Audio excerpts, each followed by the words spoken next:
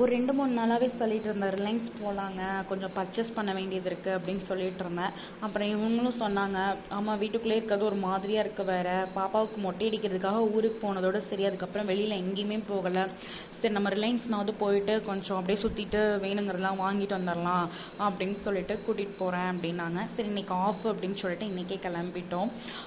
ஆக்சுவலாக நான் ஈவினிங் போகலாம், ஃபுல் பயங்கர வெயிலாக இருக்குது, ஒரு 3 மணிக்கு மேலே கிளம்பணும்னா 8க்குள்ளே வீட்டுக்கு வந்துடலாம் அப்படின்னேன்.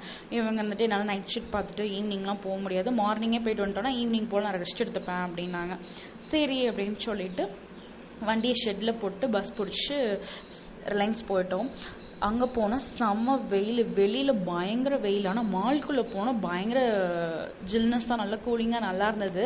அங்கேயே கூட இருக்கலாம் போல் இன்னும் கொஞ்சம் நேரம் அப்படின்ற அளவுக்கு தான் நல்லா இருந்தது. ஆனால் அப்புறம் கொஞ்சம் நேரம் அப்படியே வாங்குகிற பொருளெல்லாம் வாங்கிட்டு அதுக்கப்புறம் வெளியில் வந்துட்டோம். வெளியில் வந்தோடனே இவளை காணோம், எங்கடா அப்படின்னு பார்த்தா புதுசாக ஒரு ஷோரூம் உள்ளே ஓப்பன் பண்ணியிருப்பாங்க போல். அங்கே நிறைய பலூன்ஸ் இருக்குது அப்படின்னு சொல்லிட்டு அந்த பலூன் எடுக்கிறதுக்காக ஓடிட்டா.